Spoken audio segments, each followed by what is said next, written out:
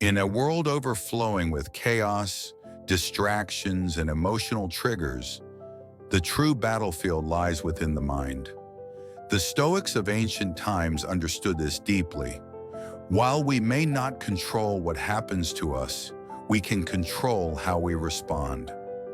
Our thoughts shape our emotions, and our emotions determine the quality of our lives. Stoicism isn't cold detachment, it's fierce inner strength. It's clarity in confusion, calm in crisis, and courage in uncertainty. This story explores how Stoic principles empower us to master our thoughts and emotions. Through 7 transformative sections, you'll learn how to cultivate inner control, mental clarity, and emotional freedom. Let's begin. The Stoics taught that true freedom does not come from external liberty, but from internal mastery. Epictetus, a Stoic philosopher who was born into slavery, famously said, "You may fetter my leg, but my will, not even Zeus himself can overpower." This powerful statement encapsulates the heart of Stoicism. The mind is the last domain of absolute freedom.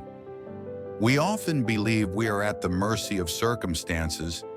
Bad news, harsh criticism, failures, these seem to control our emotions. But the Stoics knew that the real control lies in how we choose to think. If our inner dialogue is rooted in strength, understanding, and purpose, no outside force can truly shake us. Mental freedom begins with awareness. Are your thoughts helping or harming you? Are you interpreting events through fear or through wisdom? To begin gaining control of your mind, start each day with a grounding reflection. What is truly in my control today? Identify emotional triggers and trace them back to the thoughts behind them. Interrupt negative spirals with Stoic reframing. Is this truly bad or just uncomfortable? Freedom is not the absence of problems, but the ability to rise above them. And that power is born in the mind. Emotions are not random. They are messengers, signals of how we are interpreting life. The Stoics understood that to change your emotions, you must change your thoughts. This isn't wishful thinking. It's deep, practiced awareness. Imagine your mind as a storyteller. It narrates every experience. That narration, whether fearful, grateful, angry, or calm, creates the emotional landscape you live in. If your internal story is filled with blame, doom, or victimhood, your emotions will reflect it. But if your story is one of strength, meaning, and resilience, your emotions shift accordingly. This is why Stoicism focuses on controlling your internal dialogue. Here's how to change the emotional script. Practice cognitive distancing. Say, "I notice I'm thinking X," rather than "this is X." Replace fear-based thoughts with fact-based thoughts. What do I know to be true? Journal your emotions, not to vent, but to understand the thinking behind them. When you train your mind to tell better stories, you begin to feel differently. You become less reactive, more deliberate. Instead of being overwhelmed by emotions, you start to use them as tools for insight and action. In Stoicism, this isn't about denying pain or pretending life is perfect. It's about remembering that you hold the power to choose your response and therefore the tone of your emotional world. One of the most radical insights of Stoicism is that nothing is good or bad except our judgment of it. This isn't denial, it's empowerment. When something happens, it is simply an event. Our interpretation of it creates the emotional reaction. Marcus Aurelius wrote in Meditations, "If you are pained by any external thing, it is not this thing that disturbs you, but your own judgment about it. And it is in your power to wipe out that judgment now." This means that we can reframe our reality at any moment by changing our interpretation. For example, let's say you lose your job. Is that a disaster, or is it an opportunity for reinvention? The fact is the same, but the emotional impact is radically different depending on the frame you choose. Here's how to practice Stoic reframing. Catch automatic judgments. Instead of saying, "This is terrible," ask, "What can I learn from this?" Use the obstacle as fuel. Ask, "How can I grow stronger because of this?" View setbacks as training. Life is preparing me, not punishing me. By shifting perception, you shift your reality. You gain emotional agility, not emotional fragility. You become the author of your story, not a victim of the script. The cornerstone of Stoic philosophy is the dichotomy of control. It teaches us that life is divided into two parts: the things we can control and the things we cannot.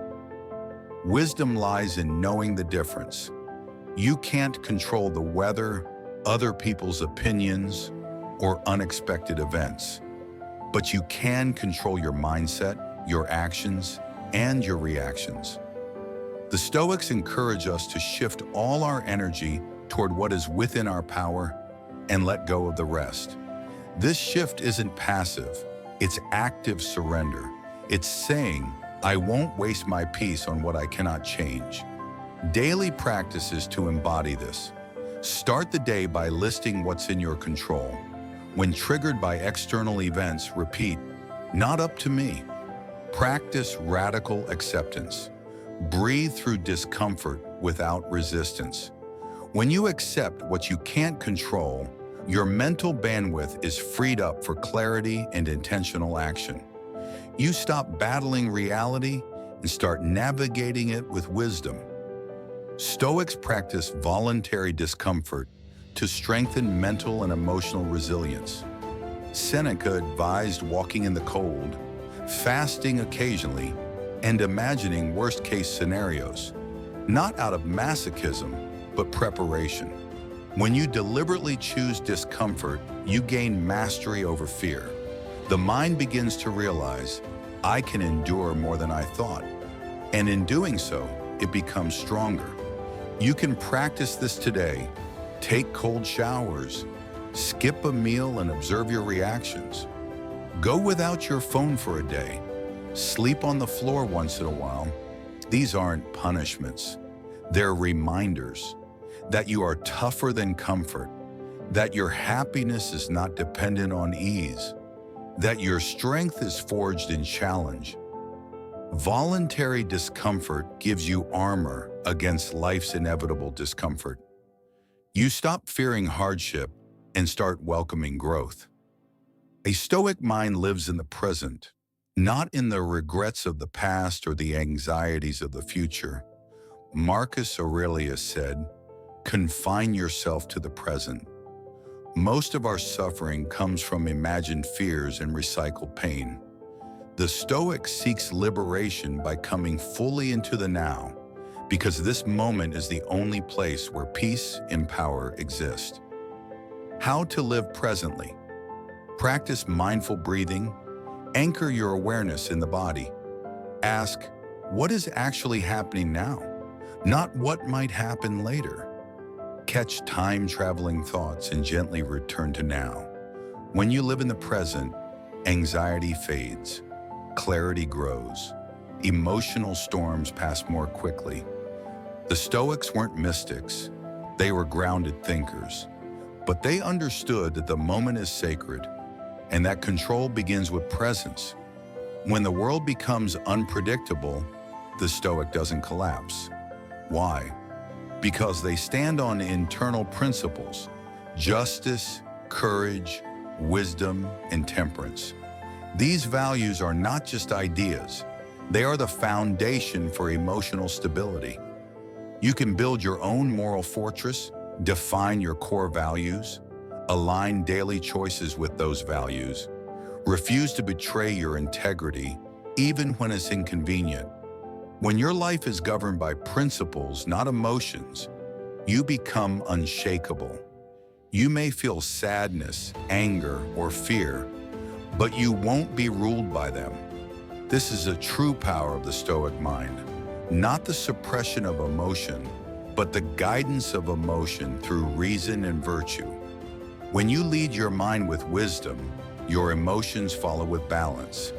In this way, Stoicism does not rob you of feeling, it gives your feelings direction. And through that direction, it gives your life meaning. One of the most powerful ideas in Stoic thought is amor fati, the love of fate. This is not mere tolerance of the inevitable, but a full-hearted embrace of it. To accept what happens as necessary and even beautiful is to neutralize suffering at its root. Most suffering stems from resistance. We resist what is, and in that resistance, we create emotional turbulence. But when we learn to accept and even love what happens, we transform pain into peace. Marcus Aurelius wrote, "A blazing fire makes flame and brightness out of everything that is thrown into it. This is the spirit of amor fati. Nothing is wasted, everything can be fuel." To practice this principle, when facing hardship, ask, "How can this strengthen me?" Let go of the illusion of total control. Replace "why me" with "why not me." Treat every challenge as your chosen training. Acceptance isn't weakness, it's wisdom. It is seeing the world as it is, not as we wish it to be. When we stop arguing with reality, we reclaim enormous mental and emotional energy. You don't have to like everything that happens, but you can stop being at war with it. Acceptance is serenity in action, and in that serenity lies your true power. The Stoics believed in the necessity of stillness, not as idleness, but as clarity. In today's world, where noise and motion dominate every hour, stillness becomes a radical act. It's in stillness that we process our thoughts, stabilize our emotions, and reconnect with our values. Seneca spoke of the importance of retreating into the self. He wrote, "Nowhere can man find a quieter or more untroubled retreat than in his own soul." This practice of inner retreat is essential for mental clarity and strength. Stillness is not always literal. It's an inner state, a calm amid the storm. You can move through life with stillness if your thoughts are clear and your emotions are centered. To build this into your life, begin or end each day with silent reflection or journaling. Practice slow breathing when you feel agitated. Disconnect regularly from distractions to reconnect with your mind. Stillness allows us to observe rather than react. It puts distance between impulse and action. In that space, wisdom can emerge. Emotional control becomes effortless when stillness is your foundation. For the Stoics, hardship wasn't a curse, it was a crucible. It was the forge in which character is refined. Every difficulty, every moment of emotional struggle is a chance to become more resilient.